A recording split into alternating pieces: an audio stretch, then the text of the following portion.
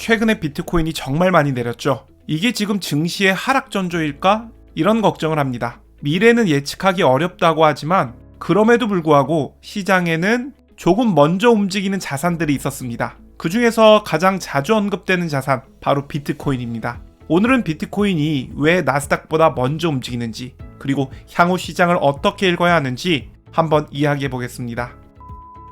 두 자산은 비슷하게 움직입니다. 여기까지는 누구나 알고 있죠. 그런데 진짜 중요한 점은 이겁니다. 시장의 상승과 하락이 변할 때 비트코인은 항상 먼저 움직였다. 여기서 이 먼저라는 의미는 단순한 우연이 아닙니다. 비트코인이 먼저 급락하고 나스닥이 따라서 하락합니다. 비트코인이 먼저 바닥을 형성하고 나스닥이 그 후에 반등하죠. 이 패턴이 반복됐습니다. 왜 이런 일이 일어났을까? 크게 세 가지입니다. 지금 인터넷 끝판왕에서 모르면 못 받는 통신지원금 80만원 설치 당일 즉시 입금받을 수 있습니다. 내가 내는 월 요금에 포함되어 있는 거라 이거 안 받으면 결국 나만 손해입니다. 통신지원금 80만원에 합리적인 요금 설계로 결합 할인 72만원까지 챙겨준다고 합니다. 꼭 가입하지 않으셔도 지금 견적만 받아도 스타벅스 커피 쿠폰을 증정합니다. 현금 사은품을 혹시 더 주는 곳이 있다면 차액 150%를 보상한다고 하니 다른데 알아볼 필요 없이 믿고 하셔도 됩니다. 365일 상시 상담 가능하니까요. 1533-5408 전화하시거나 더보기 고정 댓글에 링크로 확인해주세요. 첫 번째 이유는 24시간 글로벌 시장이라는 겁니다. 미국 시장이 닫히고 유럽, 아시아 시장이 닫혀도 비트코인은 쉬지 않습니다. 위험 신호가 생기면 비트코인이 가장 먼저 반영합니다. 둘째는 기관들의 참여입니다. 과거에는 개인 중심이었다면 지금은 다릅니다. 연기금, 헤지펀드, 대형 자산운용사, 기업 재무팀에서 기관 투자자들의 자금이 들어왔습니다. 비트코인은 더 이상 개인 장난감이 아닌 거죠. 기관들은 나스닥을 움직이는 주체들입니다. 그들이 비트코인을 매매하기 시작했습니다. 결과는 단순합니다. 나스닥, 빅테크, 비트코인이 모두 같은 방향으로 움직이기 시작했죠. 셋째는 비트코인이 리스크 온 자산이라는 겁니다. 시장은 두 단어로 설명이 됩니다. 리스크 온, 리스크 오프. 돈이 위험 자산으로 몰릴 때 비트코인으로도 몰리게 되어 있습니다. 리스크 온 자산인 거죠. 그리고 비트코인은 가장 민감하게 반응합니다. 그래서 비트코인은 주식보다 더 빠르게 움직이는 거죠. 그래서 상관계수도 크게 올랐습니다. 평온한 장세에서는 비트코인과 나스닥이 느슨하게 움직이지만 유동성이 줄어들고 위험 회피가 강해지는 구간에서는 둘이 강하게 묶입니다. 먼저 비트코인의 위치부터 짚고 가겠습니다. 올해 10월 초 비트코인은 대략 12만 중반 달러까지 올라가면서 사상 최고가를 경신했는데요. 그 뒤 11월 초까지 10만 달러 아래로 밀리면서 20%가 넘는 조정을 겪었습니다. 그런데 이 기간 나스닥은 5% 정도 하락이니까 작은 조정에 불과했죠. 하지만 비트코인은 달랐습니다. 그냥 미세한 흔들림이 아니구나. 이건 꽤 큰 하락이구나. 이런 느낌이 옵니다. 그리고 이 조정이 그냥 자연스러운 숨고르기였는지 아니면 위험자산 전체로 번지는 전조였는지 그걸 보는 게 오늘의 주제입니다. 왜 비트코인이 먼저 떨어지는가? 이것을 한번 보겠습니다. 비트코인 현물 ETF가 나온 이후에 기관들은 ETF를 통해서 비트코인을 매수할 수 있게 되었습니다. 따라서 ETF 자금 흐름은 비트코인에 들어오는 큰손 자금의 방향을 보여주는 지표가 됐죠. 조정이 시작될 때는 대부분 이런 그림이 나옵니다. ETF 순유입이 줄어들고 어느 순간부터는 순유출이 나옵니다. 그게 하루 이틀 정도면 그냥 숨고르기인가 보다 이렇게 할 수 있습니다. 그런데 수일에 걸쳐 억 달러 단위의 순유출이 반복되면 이거는 어느새 명백한 메시지가 됩니다. 기관이 리스크를 줄이고 있다. 여기에 하나가 더 있습니다. 미국 투자자의 수요를 보여주는 프리미엄이죠. 코인베이스와 같은 미국 거래소에서의 가격이 해외 거래소보다 더 비싸게 붙어있던 시기가 있습니다. 이건 미국의 투자자들이 비트코인을 프리미엄을 주고라도 더 사고 있다는 뜻입니다. 반대로 코인베이스 가격이 글로벌 평균보다 싸지면 이제는 미국이 비트코인을 더 이상 비싸게 사주지 않는다. 오히려 내다 팔고 있다. 이러한 신호가 됩니다. 최근에는 이 프리미엄이 플러스에서 제로에서 마이너스로 내려가는 구간이 꽤 길게 나타나고 있습니다. 정리하자면 이번 조정에서 비트코인이 먼저 흔들리는 이유, 비트코인이 20% 넘게 밀리는 동안 현물 ETF에서는 순유출이 발생하고 미국의 프리미엄은 사라지고 미국발 매도 압력이 커졌기 때문입니다. 이제 핵심으로 들어가겠습니다. 바로 현물 비트코인 ETF 출시 이후의 이야기입니다. ETF 출시 이후에 비트코인은 20%가 넘는 조정을 2번 겪었습니다. 첫 번째는 2024년 3월부터 5월입니다. 이때 비트코인은 고점 대비 20%가 넘는 하락을 기록했어요. 중요한 점은 그 다음인데요. 이 조정 이후에 비트코인은 추가적인 하락을 보이지 않았습니다. 가격이 일정 구간에서 유지되거나 소폭 상승하기도 했죠. 나스닥 역시 이 기간 동안 큰 폭의 급락은 없었습니다. 상단에서 횡보하는 모습을 보였어요.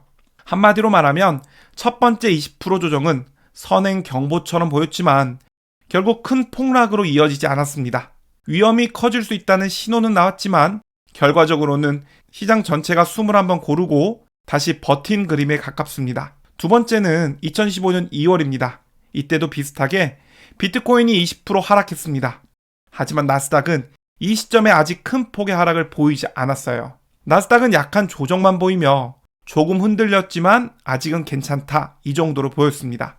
여기까지만 보면 2024년 3월에서 5월과 비슷하게 느껴질 수도 있습니다. 그런데 두 번째 조정은 결말이 달랐습니다. 비트코인은 20% 하락 구간에서 멈추지 않고 시간을 두고 더 큰 하락을 이어갔습니다. 그 후 나스닥은 본격적인 조정에 들어가면서 고점 대비 20%가 넘는 하락을 보였고요. 즉 현물 ETF 출시 이후 두 번째 20% 조정은 실제 나스닥 하락과 연결된 케이스였습니다. 정리하면 현물 ETF 이후 20% 이상의 조정은 두 번이 있었다. 첫 번째는 2014년 3월에서 5월. 비트코인은 20% 하락 이후 추가 폭락이 없었고 나스닥도 횡보했다. 두 번째는 2025년 2월. 비트코인 20% 하락 구간에서 나스닥은 처음엔 약한 조정을 보였다. 하지만 비트코인이 추가 하락을 이어가자 나스닥은 결국 20%가 넘는 하락을 보였다. 이 두 사례가 우리가 현실에서 확인한 아주 중요한 레슨입니다. 여기서 우리가 배워야 할 것은 아주 단순하지만 강력한 사실입니다. 똑같이 20% 조정, 이렇게 20% 조정이라는 숫자는 같았지만 결과는 완전히 달랐습니다. 2024년 3월에서 5월 조정은 결국 큰일 날 줄 알았는데 별일 없었던 조정이었습니다. 비트코인은 20% 넘게 빠졌지만 추가 폭락 없이 잘 버텼고 나스닥도 횡보하면서 결국 다시 상승으로 전환되었습니다. 반면 올해 2월 조정은 처음에는 비슷해 보였습니다. 비트코인 20% 하락, 나스닥은 약한 조정.